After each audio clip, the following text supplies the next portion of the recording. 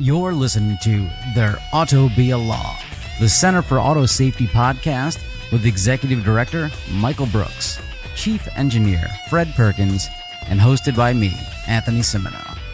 For over 50 years, the Center for Auto Safety has worked to make cars safer.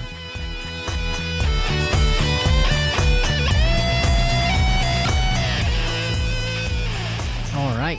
Happy... We even know we already said Happy New Year last week, so happy It's podcast. still a new year. Yeah, happy podcast. Happy podcast, people in podcast land. Good morning, everybody. That's what makes it all. That's how I know we're started the show, because Fred will say good morning. So, hey, this week, the Consumer Electronics Show happened. It's ongoing now, or it happened just ended, but it's this big, silly event out in Las Vegas, which is kind of a big, silly place. And a bunch of half interesting ideas and half just what is happening ideas happened here. So I'm going to start off with the ones that are kind of ridiculous. So Mercedes decided to team up with musician named Will.I.M that will convert your commute into music. So you're driving along, and based on how you accelerate and hit the brakes and make turns, it will write a song for you or something. It's what? Yeah, that sounds like nonsense. You know, I know given the guitars behind you, Anthony. I know you're a musician somewhat, but you know, I love music, and I play a terrible guitar, but it just seems weird, doesn't it? The randomness of your commute being translated to music somehow doesn't translate for me, even with Will.I.am backing everything. Oh, it's Will.I.am. It is. Sorry. I don't know if that's COVID brain on my part, or it's just a silly name. But yeah, I don't understand. I mean, who's sitting there going, I mean, because a Mercedes is not an inexpensive car. And who's thinking, hey, with my Mercedes, I wanted to convert my commute into a song. I mean, everything would just be like a depressing song. I can't imagine that commutes translate very well, but who knows? Maybe that's the point. I think that was part of their intention, was to make your commute a little more interesting, but ultimately there's not going to be, a turntable or a soundboard in front of the driver. It doesn't sound like you're actively composing or doing anything to distract you while you're doing it in the vehicle, but who knows? Like a lot of things that come out of Las Vegas this week and every year at this event, there's a lot of aspirational things and things that make consumers look at the environment and survey the car world and get big ideas in their head, and some of them never pan out. So this may be one of them. Maybe, who knows? Maybe we'll listen to, my great commute that only took me 20 minutes and I didn't hit any potholes by,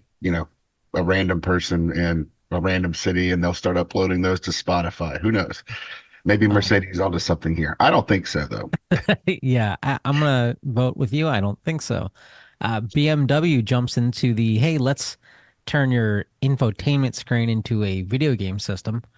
From an article we're linking to from MSN, of course, in-car distractions are at an all-time high, and BMW will have to put guardrails in place to ensure that vehicle owners aren't able to misuse these features while driving, or that passenger gaming isn't distracting the driver. That just sounds like a giant fail already. They're trying to say that, hey, you can play video games while you're charging your electric car. Okay, I mean, that's a decent argument there. Yeah, it's going to, depending on what kind of charger you're plugged into, it could take an hour or more.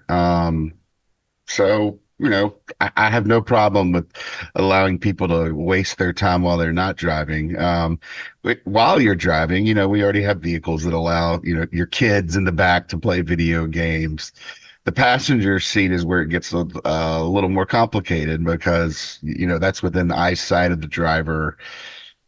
Probably is going to be a distraction of some form, even if the driver's not actively playing the game. But ultimately, I think we're most worried here about the driver being involved in gaming while driving using some sort of driver assist system that, BMW is developing, similar to what, Tesla, GM, and Ford have. There's a question of, how quickly you can return, even if the vehicle's doing okay driving you down the road on its own. There's a real question of how quickly you can remove yourself from the video game and return to real life and take over control of the vehicle when there's an emergency situation. Whether the vehicle can even give you enough warning or the proper warnings to bring you back into the real world, is a real question here, and something that, I'm not excited about the prospect of drivers in video games at all. Mm, Michael is a stick in the mud. Yep. But hey, Volkswagen is going to jump on the latest craze and incorporate Chat GPT into their cars, which they claim is to make the conversations with your car more realistic. So, I mean, right now, like I can hook my phone into my car and I can do Google Assistant and I'll say things like, hey, play this song and it'll do it.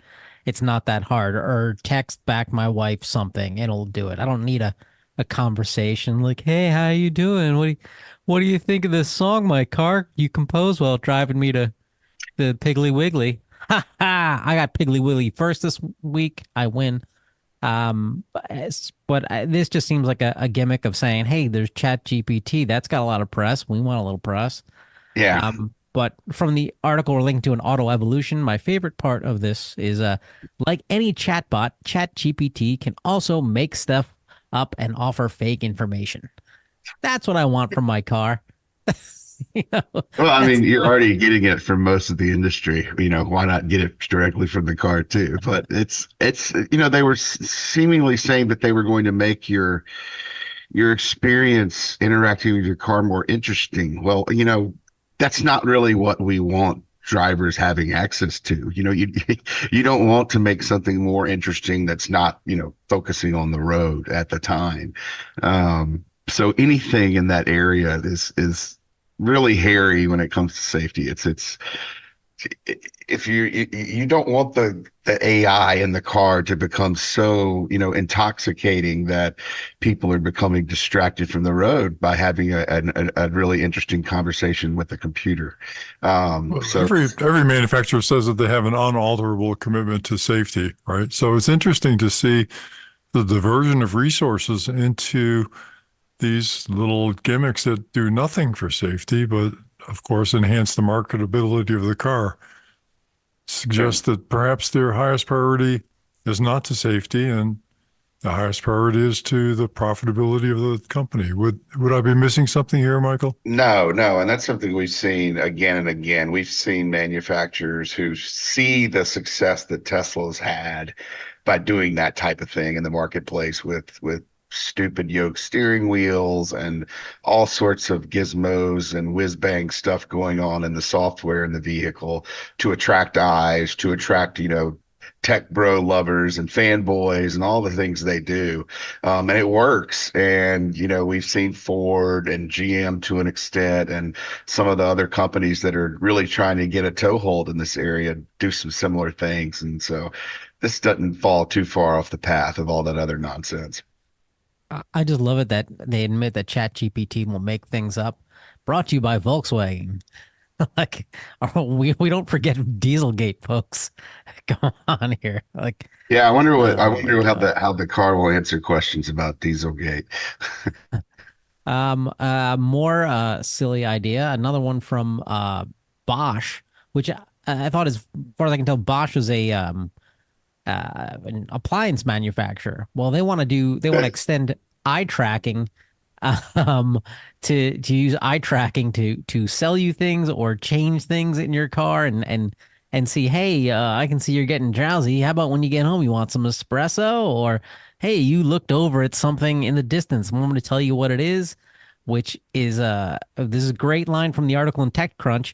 They're the perfect kind of partially baked consumer electronics show ideas in that they make some sort of intuitive sense at the surface level, but can start to break down under scrutiny. That's the first 10 years of my career. Like, Yeah, here's some ideas, and then you got an adult to poke at them. You're like, that's a good idea, man. All right, that's not creepy at all. The car is going to monitor your biological activity and link it to marketing and private businesses through real-time links. That's not creepy at all, is it? I love that idea. yeah, it's weird. And what this really is just Bosch as a supplier. They're, a top supplier for a lot of the tech that goes into cars and have been for a long time. And they're already building eye tracking tech to work with driver monitoring systems. And, we know that at some point, driver monitoring tech is going to come into all the vehicles on the road. Hopefully, the sooner the better to prevent distraction and prevent the kind of things we talk about all the time. But in this case, they've of course found the other angle, which is if you're, putting something into a vehicle that's going to be required from a safety perspective, and it's, not going to be an inexpensive system to begin with, why not use it to advertise coffee or food or the things that are around the driver as they make their way home? So, the article uses the example of, noticing that you're tired and pointing you towards where you can get an espresso nearby.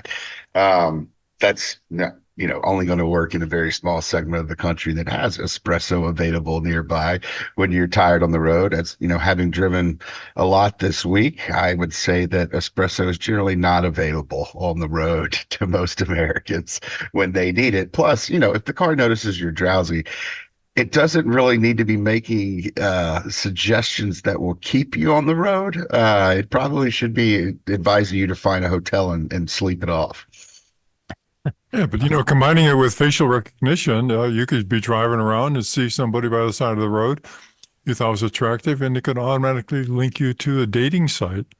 So Yeah, That is a maybe good this is the idea. solution to the lack of children in places like China and Japan. Maybe it's got a natural market there.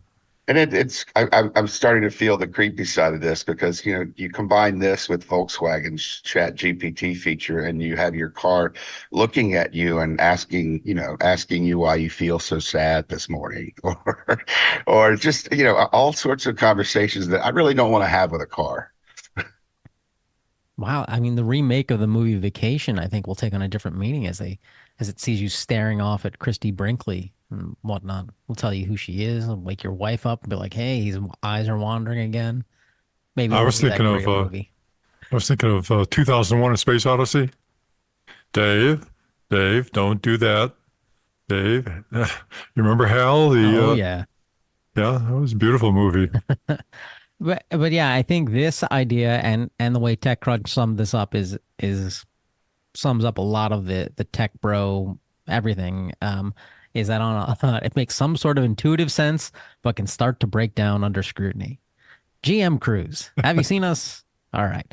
And lastly, this is kind of sums up all this stuff. Salesforce did a survey, and the survey found that more than 2/3 of drivers don't know what a connected car is. And this is one of these things where they're trying to sell connected cars. Um, of 2,188 people surveyed, 37% had never heard the term before. Nonetheless, just under half the respondents said they drove a connected car once the term was defined for them. Um, I always think in a connected car is like what we've talked about with like V2X, where cars are Yeah, talking to each other. That's not what a connected car is, apparently. Um, well, Further not yet. down in this survey is but consumers also want control over whether or not data is collected. 63% of drivers said data collection should be an opt-in basis. Oh, that's sweet. And 32% said car companies should be able to collect any personal data at all. But how will they know who I want to date and if I want espresso? Yeah, I mean, it seems like a lot of the respondents in this survey are just a little behind in understanding what's actually in their cars right now because many cars already are connected. And virtually that just means that they have a connection to the internet. They have the ability to communicate. And that does go into V2V. I mean, at some point, connected vehicles, we hope are going to be able to, sense each other's presence, talk to each other, not to us, but to each other, and allow vehicles to know where other vehicles are so that they don't enter the same space. If they don't enter the same space at intersections, on the road, just in lanes, then they're not going to crash, right? I mean, if you basically fence them off from each other using tech, that's where we're hoping this goes. But the corresponding problem with that is privacy. I mean, look, it's your cars are going to have to observe you in some way for driver monitoring functionality to work. We don't really want that being shipped off and used for marketing or to violate people's privacy. Some of the things that we saw going on behind the scenes at Tesla in the past few years, where some employees were, reviewing videos from the car and poking fun at the owners in a number of ways, is not a good way for this to go. But, I think at some level, just like, with your refrigerator and all of the things that various companies are putting AI into and that are monitoring you, whether it's Alexa in your house and your appliances, your security system, Americans have already accepted a certain, I think, a pretty broad level of a loss of privacy through those things. And cars are kind of dragging behind because cars are lurching slowly towards a more software and computer based functionality across the board. And so this privacy issue is not going away. It's only going to get bigger. And what's going to determine what happens is how the manufacturers whether the manufacturers responsibly deal with all the information they're acquiring from you. I think right now the car that's doing it the most are Teslas. They know what your vehicle is doing and have cameras, and they collect data to the microsecond on everything that's going on with the car, and Lord knows where all that data is going. So be sure to click all the opt-out buttons you can find is my best advice in these situations. Good luck finding an opt-out button anywhere. But if all these cars are connected and they're all talking to each other, aren't you afraid that they'll just start be sharing, hey, this is my commute song. What's your commute song? And they won't be paying attention to the road. So we're worried about cars getting distracted now as well. Exactly. So I'm like, I don't care about this driver. Hey, check out this tune I did. Oh, I'm make a left turn. I'm gonna change it up. That's ridiculous. All right, so not all the ideas out of CES are kind of, what? Why did they let the marketing team in here? Who let the marketing team run engineering for the for the month? Instead, there's some interesting ideas. This company called Luminar. I'm gonna say Luminar. They have something called automatic emergency steering that will help steer you out of a crash. So the idea on paper sounds like a good idea. It's a LiDAR system that will kind of scan around you and see if, oh my God, you're coming towards some sort of object, you're going to hit it. So we have automatic emergency braking, but also we should probably turn you a little bit to the right or something, and so you avoid it. Paper sounds like a great idea. I think it's still pretty much going to be in the theoretical stage at this point because there's so many variables and options and whatnot. I'm looking at Fred's furrowed brow, and I'm curious what his impression of this idea is. I think it has a lot of potential. I think it's also going to be a bonanza for the liability law community. You know, I think it's pretty straightforward to say, well, if I see a hazard, I'm going to slow down because there's a lot of science and tradition and history behind people who are driving slower cars are in less danger than people who are driving faster cars. I don't think we've got that same very clear-cut rationale for cars that are swerving from one side to the other. But, ideally, yeah, it would be great if a car steers away from an accident as well as decelerating. And this one, the devil will certainly be in the details. Yeah, and LiDAR is a big thing at CES. It's probably the one tech that I've seen repeated by multiple companies who are entering this space. And it's traditionally, when we've talked about LiDAR, it's been in reference to, autonomous vehicles, but the push is becoming the use of LiDAR and driver assistance and in emergency responses and crash avoidance. I think Luminar had a test track set up at CES, and the video I saw showed them, stopping quite easily when they noticed a spare tire that had fallen on the road. So even very small objects, LiDAR appears to be able to detect pretty well, at least Luminar's version of it. But the automatic emergency steering, like Fred says, that raises a lot of questions for me. Like it's really not too complicated of, a thought process and slowing down to avoid an object in the road. But when you bring steering into effect, you bring choices, right? I mean, when you slow down, you're just slowing down. When you bring steering into play, not only does the LiDAR have to detect what the object is, but every other safety system in the car really has to come together, make a decision about, do you go left or do you go right? And, how hard do you turn left? How hard do you turn right? And so there's a lot of variability there, and the outcome can be completely dependent on which choice the vehicle is making in this scenario. And that kind of gives me a little pause in this situation to say, do I really want the car making that decision for me in an emergency event? I'm kind of on the side of the fence that says no right now for sure.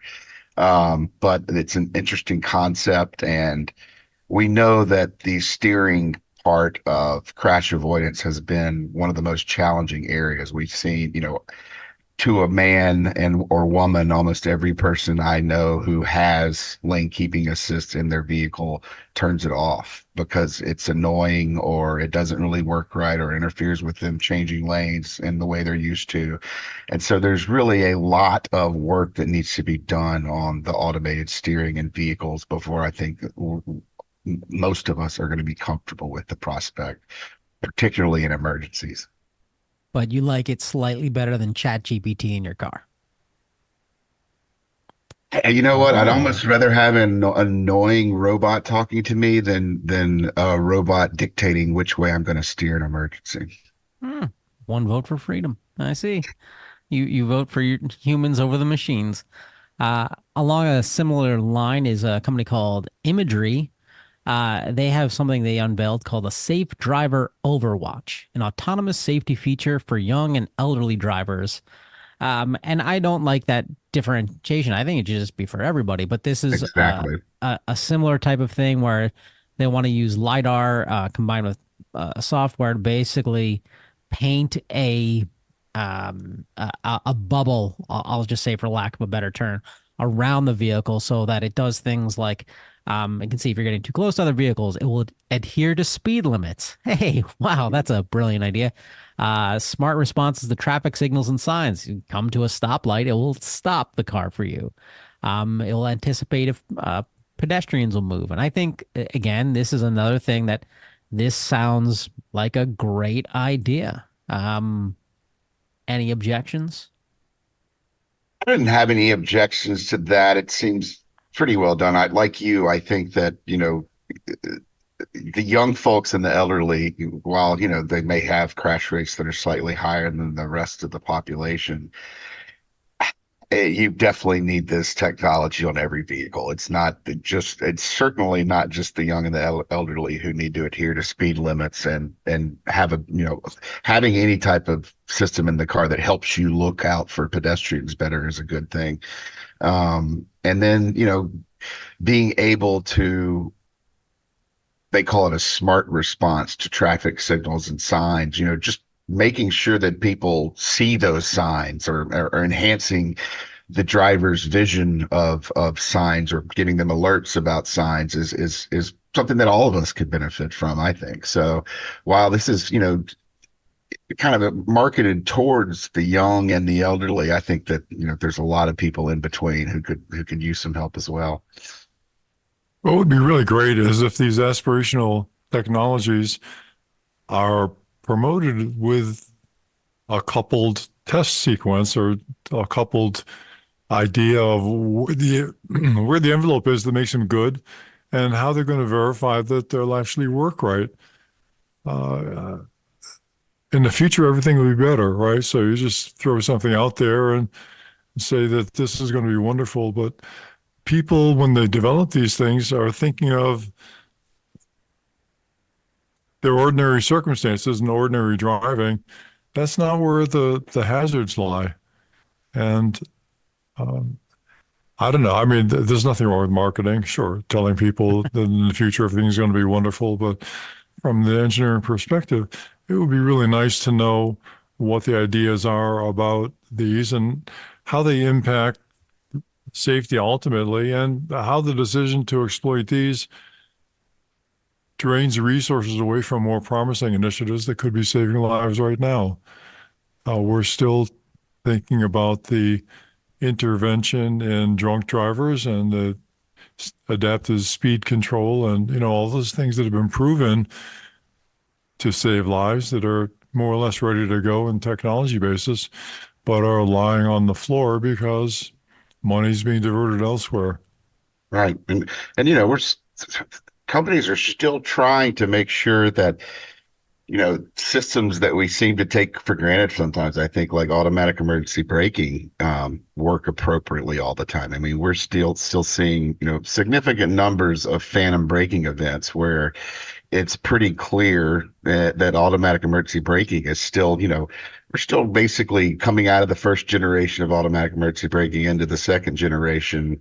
NHTSA is going to put out its rulemaking hopefully very soon to finish up the process of actually getting a federal rule in place that will, somewhat help bring companies to that second generation, but there's still a long way to go and multiple other generations that need to happen before, you have automatic emergency braking that's protecting, a pedestrian in the road at dark when a car's going 70 miles an hour down the highway. And also, prevent some of the faults we've seen in automatic emergency braking, like, false braking, phantom braking, however you want to call it, basically ensuring that when the vehicle is uh, braking quickly and making an emergency response, that's doing so in response to an actual threat in the road and not braking for nothing and possibly causing accidents or crashes due to that braking. So there's still a lot of work to be done on AEB. And when I see some of these companies, promising the moon and other areas and an AI, it really kind of makes me want to pound the desk and say, hey, could you just fix the basic things first, the things we know are going to work, and make those safer now, and then we can get on to some of these other things like video games, et cetera. Wait, so video games is on your list. That's Well, something we should get to. Video games can happen, but it's gonna, at what point are you comfortable playing or driving near a driver playing a video game? Well, probably the point is when you know that the car can safely control itself without human supervision. Yeah, So I'm never once we get comfortable with all that. these other things in place, maybe video games, but we've got a long way to go. I don't know of any accident statistics for people who've been injured or killed because of lack of a video game. Is that is that in the queue somewhere? No, I I just think missed that's that. it's more of an emotional death of a teenager. I think is what happens is they took my phone away. I Well, can't that play. happens every 20 minutes anyway. So Right. And It's a how many sad state lives of do you affairs. get if you're playing the video game while you're driving? That's a good point. And I just, Um, we're just gonna show my age, say how many quarters is this gonna cost? Oh boy. what's a quarter? Yeah. So that's pretty much the wrap up from CES in terms of safety. There's some Well, other there's one oh, more there's that another I thought one? was kind of What? cool was the I think it was Goodyear who is Oh, I was gonna talk about that separately. Yeah, oh Goodyear. okay. No, yeah, it's the Goodyear tires. No, this is Yeah. good. And I gotta find it. So, we've talked about this. Fred's definitely talked about this. How, yeah, electric vehicles they weigh more, and increased weight will come down to increased wear and tear on tires. That puts out more particulate matter, into the environment, which is not good for health and whatnot. And so, as an article we have from Autoblog, whereas Goodyear shows off a new, greener, but longer lasting EV tires. They're made with soybean oil and rice husks. Oh boy. The first iteration of the tire came with a 60,000 mile warranty. The average EV typically needs to be replaced after 30 to 40,000 miles, according to Kelly Blue Book.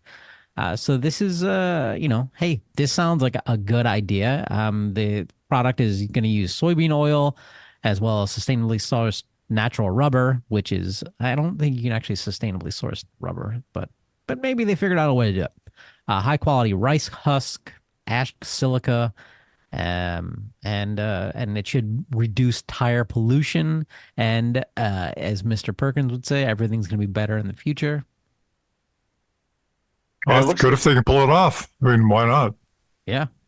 Yeah, I mean, it sounds like they're fairly close to getting these out and into production into a wide number of tire sizes. So they're well on their way, and that's good news. I mean, that's one of the outside of sheer safety issues that we think are happening involving EVs and some of the weight problems we've seen. And this is one of the areas where, is a little off the track for us, but some of the tire pollution that's going to occur can affect ecosystems greatly. And there've been there's a lot of rubber and forever chemicals that are washing off roads into America's streams and lakes and oceans. And so, anything they can do to prevent that problem is great. If it requires making tires out of some of the same chemicals that we see some of the wiring in cars made out of that supposedly attracts rodents and other animals, then fine. I don't think, one thing that would be good here is, Wait, so we're gonna have rats ate my tires? yeah, I don't think that's going to happen. I think it's a little more obvious when you have a rat eating or squirrel eating your tires versus a squirrel that's inside of your engine compartment chewing on wires, as we've seen a lot of cases. So I wish them the best on this. I hope it works.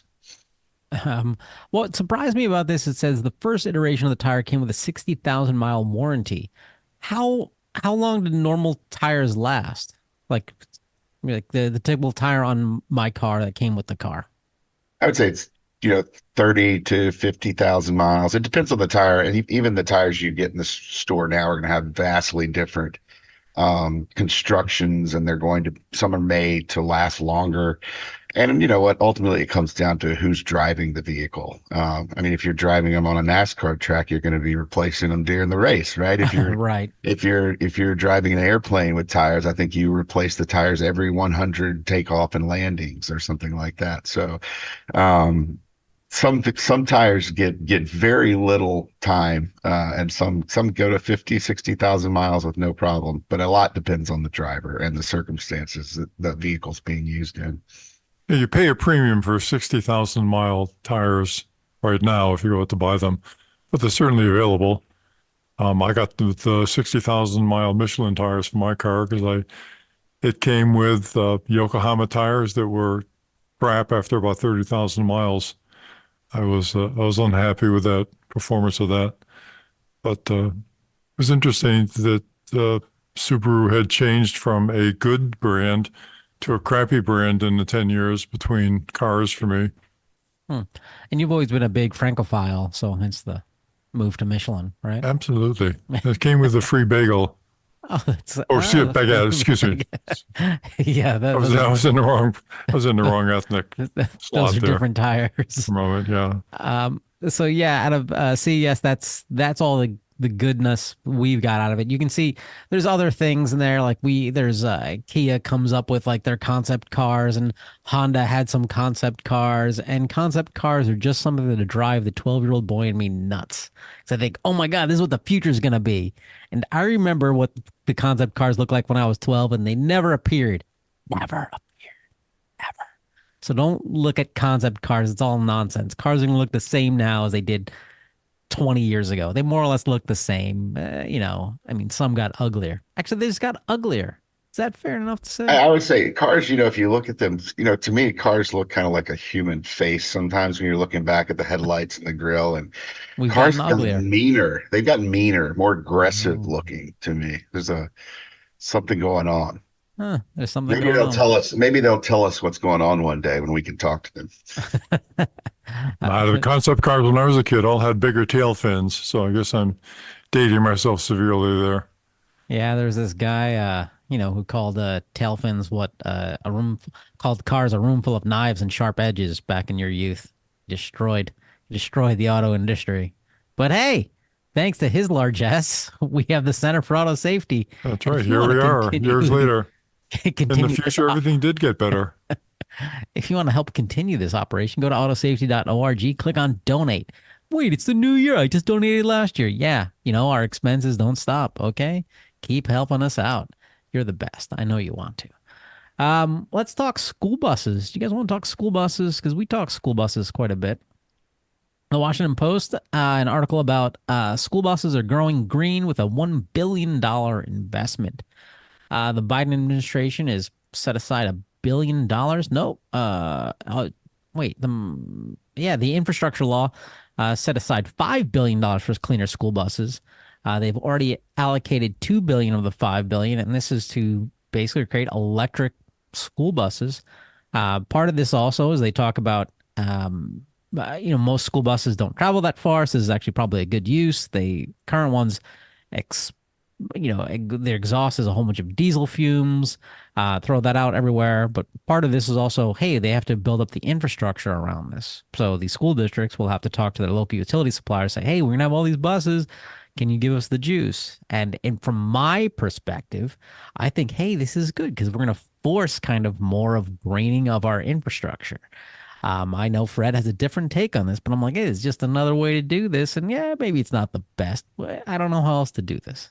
But I'm sorry, I'm looking at my screen. I'm watching Fred lean in at me and be like, yeah, on the surface, it looks like a good idea, but I bet I can poke a couple holes into it. Uh, It's not like me to do that, I know. This may have some merit, but it relies on a couple of assumptions. One is that the battery-powered buses are going to be environmentally more benign than the alternative, and I don't think that there's a lot of support for that. The other is that they'll be able to get forever cheap electricity. And, in my opinion, that's a scam on the transportation system because they're avoiding paying the transportation taxes that pay for the highways and the maintenance and everything else that goes into the infrastructure that they use every day. So I think that those two key assumptions need to be addressed. I know I'm kind of swimming upstream on my approach to EVs, but there it is. That's my perspective.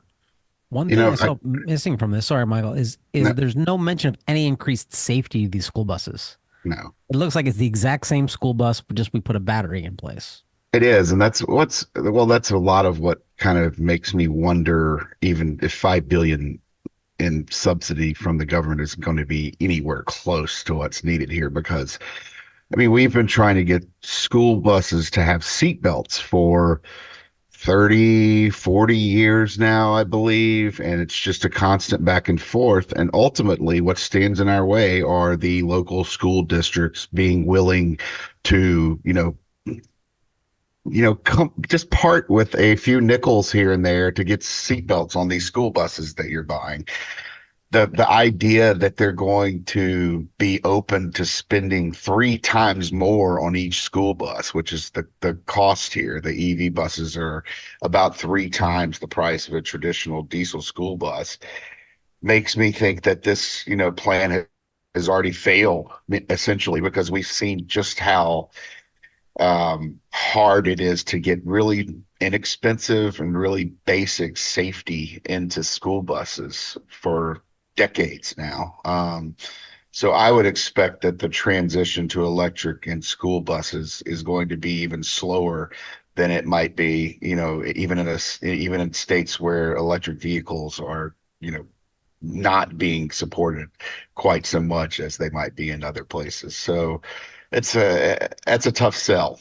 I'd like to see, I could support EVs, but I also would like to see just seat belts on them. Can we just pay a little more and get some seat belts on buses?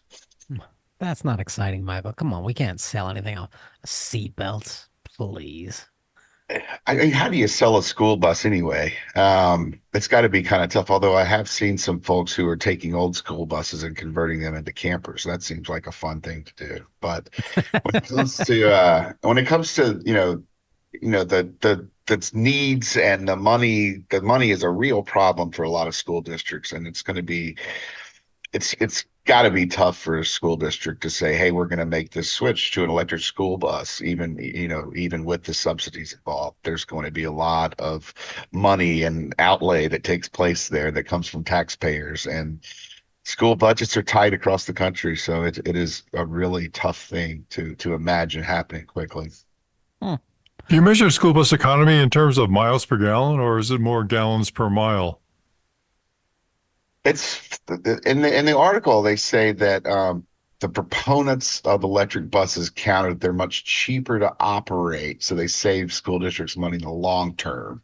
They say it costs 14 cents a mile for a bus to recharge with electricity, compared to 49 cents per mile for a bus to refuel with diesel. That comes straight from Bluebird. Yeah, interesting. But again, that relies on cheap electricity and distribution networks and that whole infrastructure that has yet to be funded and will end up being funded by you and I, regardless of whether or not we've got an electric vehicle. Right. And one of the things that is cool here is, I mean, it did say that, the school buses are a school bus fleet. If you're talking about larger locations where you're going to have multiple school buses involved, you can do a lot with that. They can sell power back to the grid. You could, power a school, use the school buses as a generator if there was, a power outage or weather emergency at the school that required alternate power sources. So there's some other uses here that might make sense for schools to take advantage of that might help them cut some costs, but it's still going to be, a long road to getting electrified school bus system across America.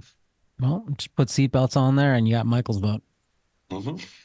Hey, how fast do you guys like to drive? Say the speed limit, like let's have an honest conversation. Speed limit's 55 miles per hour. How fast are you driving? I drive about three or 4 miles an hour, generally over the speed limit on interstates. And Okay. everywhere else, I'm pretty slow. In neighborhoods, I drive often under the speed limit because whatever reason, when you have cars parked on both sides of the road, I just imagine someone jumping out behind every one of them in a neighborhood. It's scary driving through streets where cars are parked all around you. All right, Fred. So you're on the Massachusetts Turnpike. Speed limit's what, 65 there? How fast are you going? I generally pace traffic, Okay. um, or actually, I like to set my cruise control for a couple miles an hour slower than traffic so that the problems tend to flow away from me. So that typically ends up being somewhere between 65 and 70 miles an hour. Okay. I'm kind of along your lines. I'll pace traffic. Um, until they start trying to crawl into me, and then I'll be like, "Oh, I'll get out of your way." So IIHS are teamed up with AAA, and they have this great video where they slamming 2010 Honda CRVs to see at 40 miles per hour, 50 miles per hour, and 56 miles per hour to show just how those increases in speed will affect essentially the safety systems inside those cars. It's fascinating to see the damage here. But what it begs the question for me is, so when the NHTSA NCAP tests are done at 35 miles per hour, is that right? It Okay. depends on which tests they're doing. I mean, the side tests and the frontal tests and other ones, they have different speeds depending on the Okay. test. But But the most of frontal them is are low. Yeah, right. they're lower speed. They're not going to be anything like what you see in a head-on collision or someone hitting a bridge abutment at 60 miles an hour. Those tests are rarely, if ever, done. Right, because so this is fascinating because even just seeing the 40 mile per hour, and the reason IIHS chose the Honda, the 2010 CRV is because this matches pretty much the average age of vehicles on the road, and this vehicle did really well in their crash tests. At 40 miles per hour, I would not want to be in this car, but like it looks like you're gonna survive. You should be okay. At 50 miles per hour, like at the very least, your legs are like you're getting severe Yeah. damage. At 56 miles per hour, so it has the side airbag and the front airbag, and your head manages to go in between them somehow. Like I'm watching that video and like you bounce, and then you're outside of it. And what blew me away because I figured it's this wall of these cushions around here. Uh, so couple questions. Do we know what the average speed of a crash is on a highway? Was 35 I miles don't know. chosen as a random number? I think it was chosen in a lot of ways. I mean, if you talk about, particularly if you look at the NHTSA tests, I mean, there's always been a lot of pushback from manufacturers who want test speeds to be lower. I'm sure you can imagine why there, Sure. but and we've always contended in a lot of tests that the speeds need to be much higher because and the crashes where we're seeing the most carnage and the worst outcomes are generally going to be well over all the speeds that NHTSA and IIHS and others test at, the really scary crashes. However, in the crashes that happen most often, are probably at a lot of those lower speeds. And so it's important for manufacturers to build vehicles that are going to respond appropriately, and 35 mile per hour collisions as well. So we think all of those are good. I think what we'd like is more testing at higher speeds to augment some of the data on what happens, like foot injuries and leg injuries, like you mentioned. Leg injuries are happening to a lot of people in crashes that involve frontal collisions and in other crashes, but particularly to women. Women have a much higher rate of lower body injuries than men. And we just don't have enough data right now to be able to, force manufacturers through either NCAP or regulation, to do a better job there and to protect the lower legs from injury and crashes. I mean, it's somewhat understandable because your legs are closer to the engine block and closer to the crumple zone, and you've got kind of a narrow area that your legs are in your vehicle, and if that area is compromised, you're going to be seeing entrapment or significant injuries in the higher speed crashes. So that's something that I think we should be looking at a little closer here. The physics of it are that the amount of energy in the vehicle goes up as a square of the speed. So at 65 miles an hour, there's almost 4 times the energy that you've got at 35 miles an hour. That energy is going to be dissipated primarily by the compression of the front end of the car. So you would expect the front end of the car to have about 4 times the amount of compression in response to that added energy at 70 miles an hour as you would at 35 miles an hour. So I love this video that we talked about here at the IIHS. In fact, I just sent it to my granddaughter, who is right now on her learner's permit, learning how to drive. So this is important information. But most cars are designed to the test, right? So if you've got a test that says 35 miles an hour, they'll design to that. As we talked about before, a lot of the NCAP ratings right now seem to be participation trophies rather than a comparison of what's really good and what's really bad. This data that just came out here is another good piece of evidence for NHTSA to really revise the NCAP ratings and turn them into comparative data that consumers can use to see which are really good, which are really bad, and which are really better than the run-of-the-mill vehicle. That information is simply not available now to anybody. Could be. Yeah. IIHS just showed us how to do it. Yeah, and I would suggest that there are vastly different things that can happen to an occupant and as the video shows, just based on a 10 mile per hour differential. So if you're building all of your vehicles to pass NCAP at 35 miles per hour, and you're really focused on the stars and you're not really focused on actual protection of people at speeds above that, then you might see some really bad outcomes occurring with only a variation of 10 miles per hour or so in the crash. I mean, yeah, fascinating stuff. Definitely check out this video. Now, Fred, you said you sent this video to your granddaughter. Did you send it via email or text? I sent it by text. Ah, smart man. Okay, so then she'd actually see it. Because you can't email anyone under the age of 30. They will not look. But I hey, had that Didn't know experience. that. yep. Oh yeah. Oh yeah. I've learned that repeatedly with my own child. But hey, let's get into Fred. You tell us a little bit. You're gonna simulate us. COVID brain. Let's get into the Tao of Fred and find out why simulations are unreliable. You've now entered the Tao of Fred. Well, simulations are great if they're restricted to the purpose for which they were designed. The problem is that they're often not used that way. And that's really the origin of the expression. The problem with simulations is that they are doomed to succeed.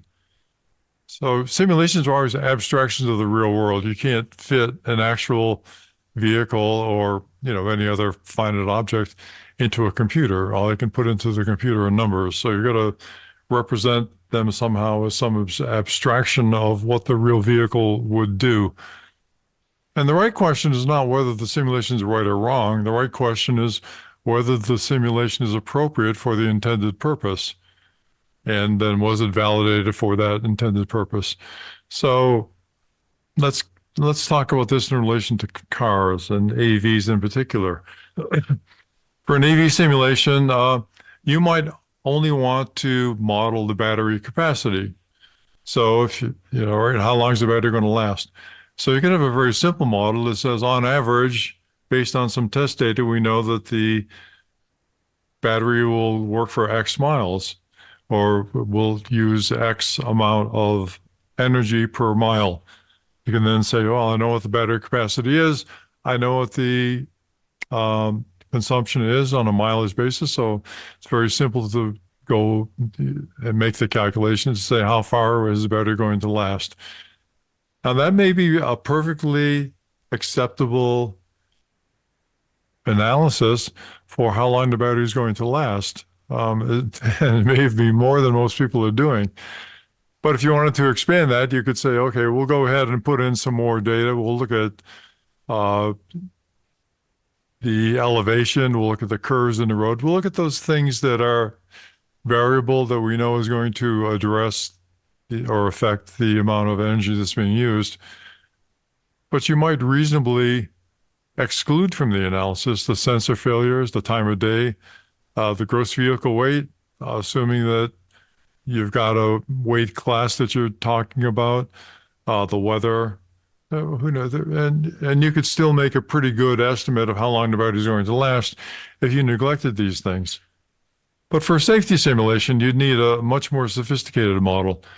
You need to consider the environment, the geography, the intersections, everything that's going to happen. And, maybe it'd be okay to ignore the propulsion wiring system, status of the tires and maintenance, malicious acts by pedestrians, cybersecurity, etc., in order to do a first order analysis. Now, a responsible developer would test the model with its abstraction scope in mind against the real world behavior, put it out on a test track and find out how close you really are to the performance, and then come to a conclusion to say, within these constraints, it seems to work fine.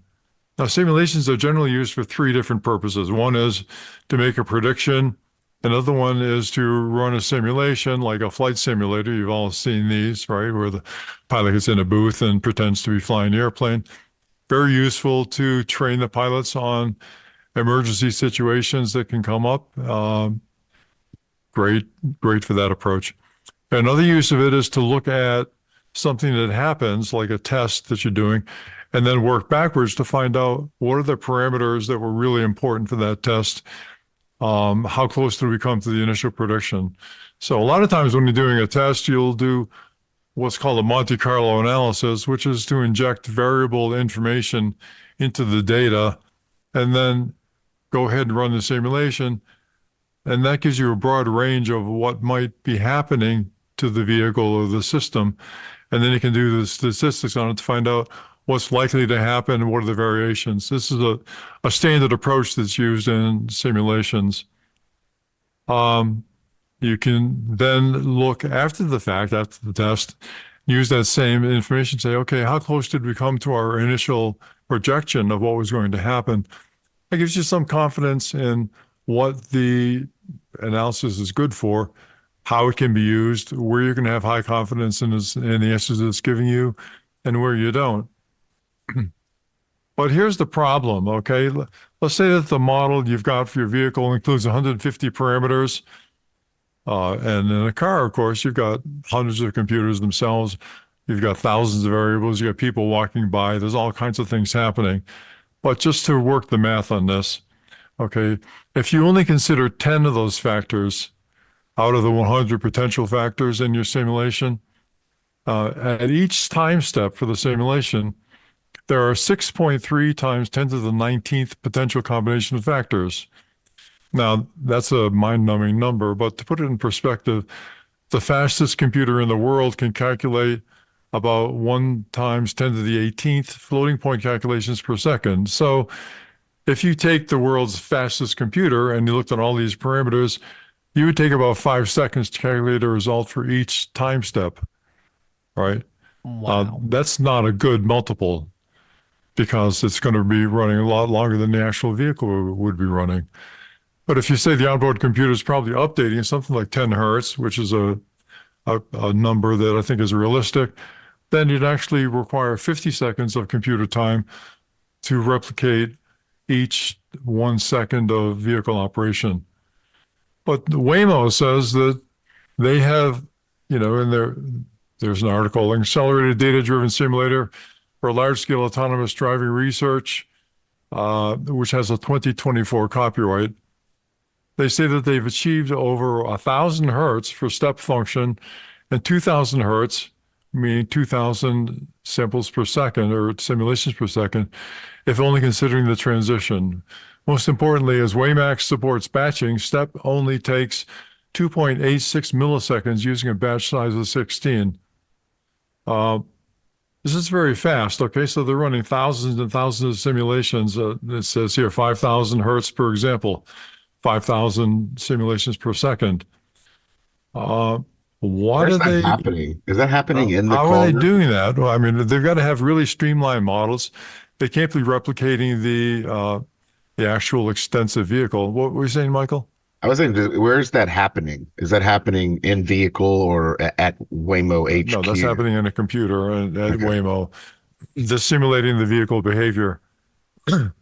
So here's the problem that arises. Okay, the engineers who designed this know that there are a lot of simplifications. The marketing people who are using the results may not know that or may not be aware of it.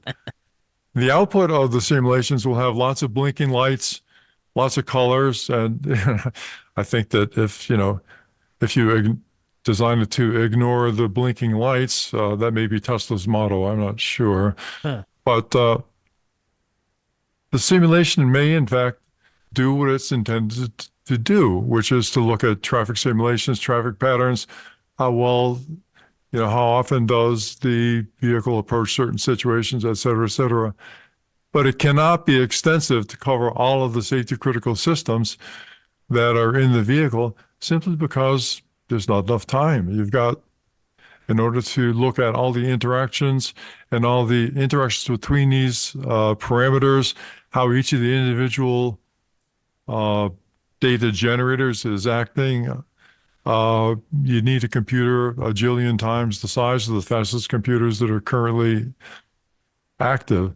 So when you see a marketing statement or an aspirational statement that says, well, we have run 1 billion simulations, we've driven the car for X millions of miles, these billions of simulations support the millions of miles we've driven, everything is okie dokie, and here's a really convincing chart that says this is safe to go. Be skeptical. Okay, you've got to realize that there are some dramatic simplifications that are in the model that if it's been validated for any particular purpose, it's important to know what that purpose is and what the limits of the validation are. The fact that you've simulated performance many, many times is not an acceptable basis for establishing the safety of the vehiel. So that's the short approach. If they're saying running billions of simulations, for instance, with what you've just said, it seems like you could run billions of simulations on one particular event and still not have the answer. So it really says nothing as to their overall safety approach. Is that correct? Well, you'll never have the answer.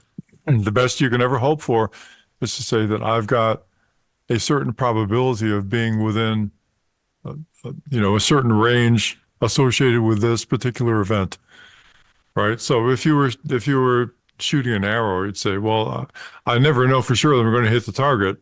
but I'm pretty sure that 90% of the time I'm going to come within an inch of the target.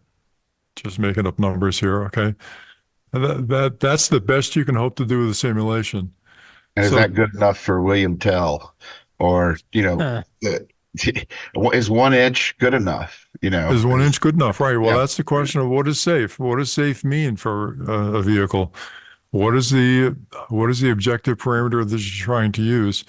But to simply say that a vehicle is going to be safe because we've run a billion simulations, uh, be skeptical, folks. That's what it means when people say it's doomed to succeed, because you will have achieved the objective of whatever the simulation is, but you can be easily misled by some really convincing looking results that is good for some other purpose than that for which it was originally designed. So performance-based analysis as a statement of safety is probably not the way to go. You really need to do a safety case analysis, which covers a very broad scope. And as we've mentioned many times, there are those systems that are now available for third parties. The UL 4600 comes to mind in particular. That's the right approach, folks, not to hammer away at simulations and try to convince people that that's good enough. So is this kind of what happened to GM Cruise? They just started believing their own marketing and just I'm sorry, I skip. couldn't hear you. Is this what you think happened to GM Cruise? Is they started believing their own marketing Oh, absolutely. Yeah, and they just will do that. skip And safety? I would suggest that what happened to GM Cruise is they lied to the government about their Well, okay, vehicle. yeah, definitely. Um, I mean, that was their final nail. Well, they were, yeah, we even saw with Waymo's I mean, and Waymo has been more open than others in terms of data, but I believe it was a Waymo vehicle where it was a CNBC video where a woman just going down the street in San Francisco and the car in front wanted to back up and parallel park into a spot and the car failed. Like, and it's a very simple situation that a normal human driver could do. It's not some random edge case scenario. So, I mean, I see that and like it couldn't think, oh, I just slide slightly out of the lane and around this vehicle so they can park. And I see if right. they're missing So something that simple, that like that's an everyday city driving it occurrence. is. And what you would do with the simulation in that case is you look at it and say, what are the parameters that affected this? And then go in and run simulations with the variations in those narrow parameters to say, try to identify that which caused the car to fail, and whatever way it failed. Maybe they're doing that. Who knows? There's no requirement that they do that. And there's two approaches for a company to take. One is to actually do the hard work of figuring out what happened. And the other is to say, nothing to see here, folks. Look away. Got it. Yeah. Okay. That's fascinating. So long story short, people don't believe the hype, right? Flavor Flav was right all along. Don't believe the hype. Yeah. yeah, Okay. boy. Let's wrap up with a recall roundup. Strap in. Time And for we the only have Recall Roundup. one today, and it is not related to rear view cameras or to Ferraris. It is a Ford Focus, 139,000 plus vehicles. The 2016 to 2018 Ford Focus, they're gas vehicles. They were built from March 24th, 2015 to May 4th, 2018, and they're equipped with 1-liter engines paired with a 6 FL5 automatic transmission. They have a loss of oil engine pressure can result in engine damage or seizure. Oh, that's not good. Sounds like the oil pump drive belt tensioner arm retention caulking joint is not robust to the vibration experienced. So, I mean, it's got to be fun to write these things, huh? Well, I mean, this is kind of an interesting one for a couple of reasons. First of all, the recall is it's loss of an oil pump drive belt temperature arm, which Tensioner arm. basically, yeah, basically the there's a loss of motive power here, so you're stalling in the middle of the road. But also, it's somehow connected to your power braking assist system. So not only do you stall, but you also lose your powered braking assist. So there's an increased crash risk there.